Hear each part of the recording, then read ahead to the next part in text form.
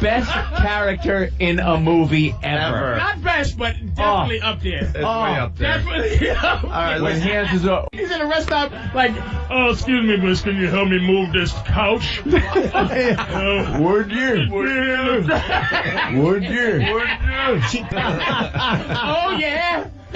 Oh, my. Make it easy, baby. She's Make it last singing. all night. You need me to help you? Look a little handicapped there. Yeah. And he looked at it. Would you? Are you moving it? Do you need help moving a couch with a at broken 5 arm? in the morning and I've never seen you before? Out on the shoulder of the road. Yeah. It's 7 a.m.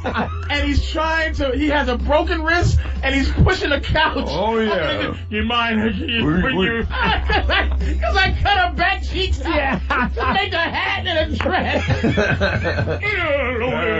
Would you? To the Demme thing, I think like you get Silence of the Lambs, and the Silence of the Lambs is a really interesting thing too, because what I always find works so well about that movie was, you know, when you read that book, the material, it has some humanity in it, but not a lot. It is much more of a pot boiler. Sure. And Jonathan Demme is, for me, all humanity. Yeah. It is just all about the idea of him doing a movie about a serial killer was, what, that guy? You know, he's such a warm, beautiful person, Yeah. but it was the perfect combination of things where he then brought into it this weird humanity, like, you know, the woman in the well and that character, how strong and the she music is, and stuff the like that. music, Yeah. and nothing about it felt exploitive to me. He felt like, even when they're looking at the body of the woman and Jodie Foster, you know, this was someone's daughter. This was someone, you know, Jodie Foster feels for this person, and I never felt like those things were in the. We're in the Thomas Harris book, you know. He's in like 100 things, yeah. But he's so, I mean, it is one of those performances that he's so good in it.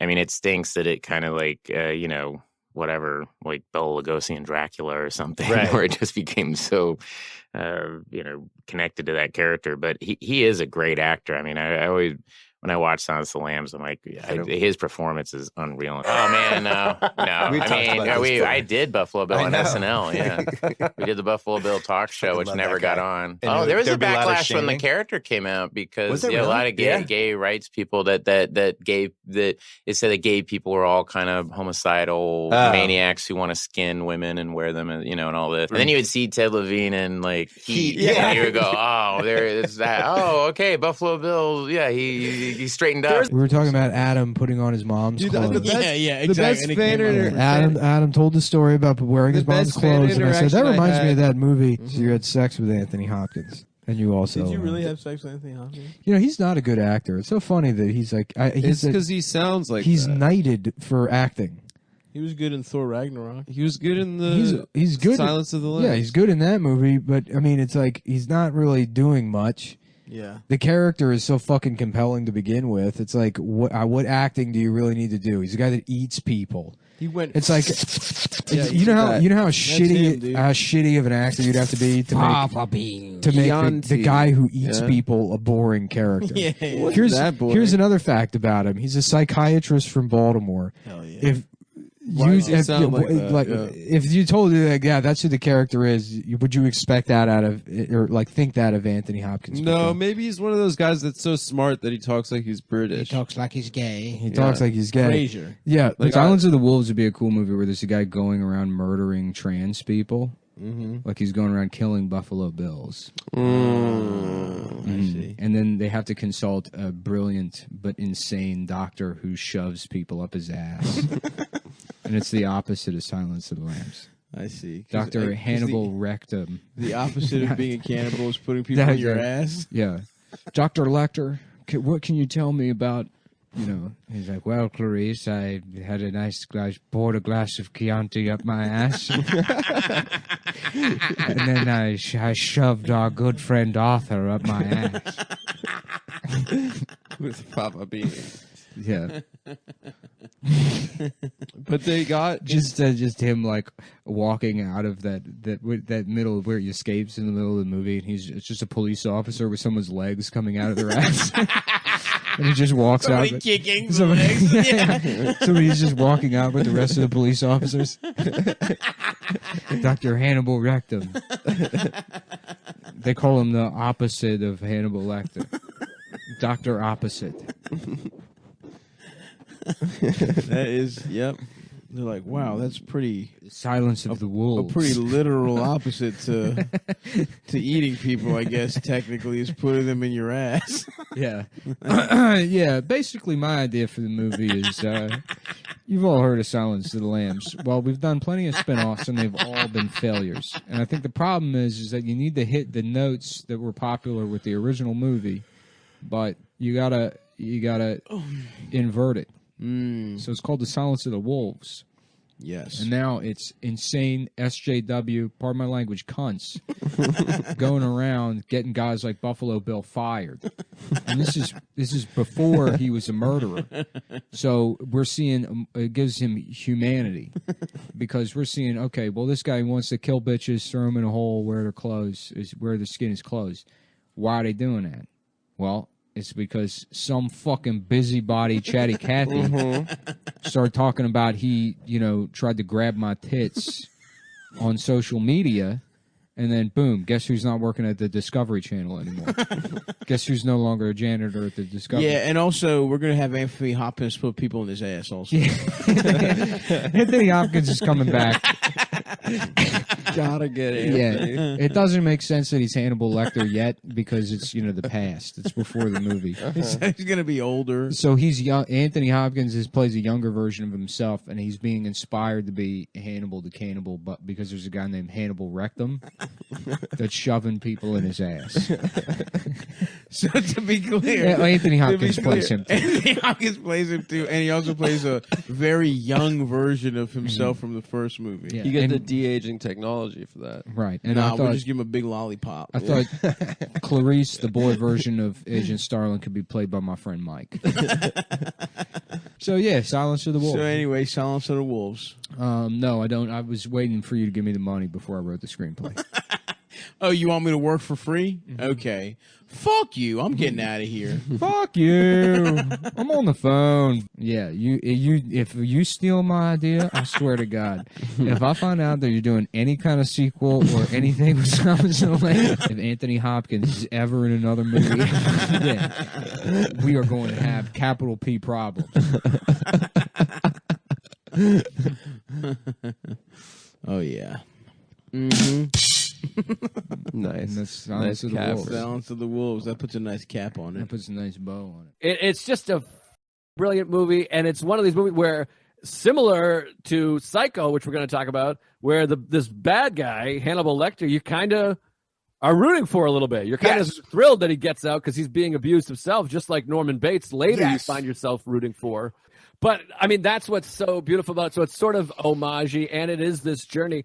But what's amazing about it is ultimately this journey of this woman. And it's one of the latest in a movie, like, title reveals, like plot reveals, that it's like we're 3/4 of the way through before you kind of do the Silence of the Lambs thing is revealed, and that she needs to do this to save her. I mean, first of all, this is a feminist movie way before feminist. Like, if this came out now, I would be rolling my eyes of like, oh, here's another one. But it was so early on. I mean, no one was doing this then. And I point to it when people talk about how like women didn't have roles or whatever. This is a fully feminist movie. It came out in February too, which is also extremely rare. It got delayed for whatever reason. And most, as we know, most Oscar movies come out in the holiday season. It's Oscar season, they call it. But this one came out at the beginning of the year. Movies like that never get buzz like this. And also, I think we talked about earlier, the second shortest screen time for Best Actor. I mean, I don't know. I mean, I buy it. I mean, you watch documentaries all the time on stuff, Netflix, HBO, and there's crazy prison systems, crazy mental hospitals. This was 30 years ago. Yeah, and every character is basically looking almost directly into camera, so you kind of feel that. They make you feel that, but she's looking off camera. I mean, it's such an amazing movie. She's looking off camera, but every character is looking directly. It's a close-up. The master of the close-up. And the POV almost always of her, so everyone's kind of staring at her, and she gets in the elevator with all the FBI agents at the beginning, and then before they examine the body, there's all those guys, and she kicks them out, and it's great. I mean, it's just spectacular, and there's so many great instances like that. So much great stuff. Hannibal the Cannibal. That's crazy. Okay, yeah. My joke was who wrote this movie, Dr. Seuss, and then I would say there's a movie about Blurderer the Murderer. And then this is edgy back then. I was like, and they're working on a movie called by a guy named Thapist, and that one's going to be. Well, that's right. Yeah, it's so great, but also how scary Buffalo Bill is, which we should talk about. You don't know what pain is. That is like one of the great, horrifying to me. What? And he's holding his shirt, going, "Oh, he's impersonator." But also amazing. What's amazing too is that moment where she says, "My mother's really powerful, but I know you already know that." And he's just, it cuts to him and he's just sewing, which is like, he's like, I don't give a fuck about your mother. Yeah. Like, that's such a scary thing of this woman is in this pit, which you think couldn't get any more scary. But in her mind, she's like, okay, they're holding me hostage. They want money. And this guy's like, your mother? I don't give a shit about your mother. I'm going to kill you and make a suit so I can be a woman. I mean, another question I think is interesting is there's American flag. There's an American motif throughout it. She's listening to American Girl when she gets abducted. When the final gunshot gets fired, that zooms in on an American flag with an army helmet, by the way. And then he has an American flag hanging. There's an American flag in almost every scene. It's over the hearse. The casket is covered with an American flag. Right. And I think it's just like this purely American story. Serial killers feels very American to us, and mental health and having this guy down in a basement. So there's a lot of interesting things. One thing is Anthony Hopkins, I remember, tried not to blink at all. Like he was like some kind of monster. It makes him less human, which is an interesting thing. I think he only blinks like once or twice. But he needs something to do. Yeah, he needs something to do. He's in there. I mean, he's in like these torturous conditions. But he's incredible. Buffalo Bill's incredible. Scott Glenn is great. Amazing. I mean, it's just it's got mystery. It's got a little bit of comedy. It's horrifying at times. There's great twists. Well, I think he does both. I'm sure, like, I don't know, like I love steak, and if I didn't have steak for 8 years, I might take a bite of a raw one just to woo. And he spits it back in his face, I think. I think it's a little psychopath, but he's sending a message. I don't know, he's just doing it for fun. But he's psychotic. He could grab you, smash your head into the bar. I mean, break your arm off. I mean, you don't want to be near a dangerous criminal. You know what I mean? But Buffalo Bill has a sexual component. He's literally standing in the mirror saying, "Would you f me? I'd f me." I mean, he's trying to he's talking about sex. The science guys slice the bug the same way the backs of the women are sliced. Right. Fun little moment, which really just shows you how it's a nice window into like these two nerds with glasses holding a bug, slice performing an experiment, and that's what this guy is doing. It's a real parallel. Actually, you know something? If you killed your Uber driver, right, they would be able to look at their phone, wouldn't they, and figure out when was the last call they made? Then you'd come to the door like that guy in Silence of the Lambs, right? Anyways. That's the thing. Acting gets no respect. Everybody's like, "Oh, dude, I can fucking do it." You can't. You can. There's a difference between being able to memorize lines and say it in a believable way, which is my wheelhouse. And then there's like Anthony Hopkins, who Anthony Hopkins, any other actor played Hannibal Lecter, your fucking career's over. Yeah. It's like you're Hannibal Lecter. The very next movie, he played like John Quincy Adams or something in Amistad, and he was fucking. I mean, not like I know what that guy sounded like, but there was no Hannibal. I almost said, and he was John Quincy Adams. I hung out with that dude. Not that I know what that guy sounds like. No, but there was no. Wasn't it like a Silence of the Lambs thing? He put like the moth in the mouth? Bug. No, he was a bug collector, and a bug accidentally went down her throat because she died there. I'm almost that happened? Yeah, I think so. In that movie? Yeah. Was that the real documentary behind the scenes of Silence of the Lambs? No, I think it's an amalgam. He put her in a well. There's one guy. He had a well in his house. There was one fucking serial killer that they made all of these movies about. Because there was one guy that Ed Gein was so fucked up. It's like, we can't put all of this in one movie. Yeah. Because we can't with the ratings, people will I don't know what. So they divided it all up. Ed Gein made skin suits out of the people he killed. Yeah. Yeah. There was no internet. There was no phones back then. I mean, there was. Think of how. No, there was phones.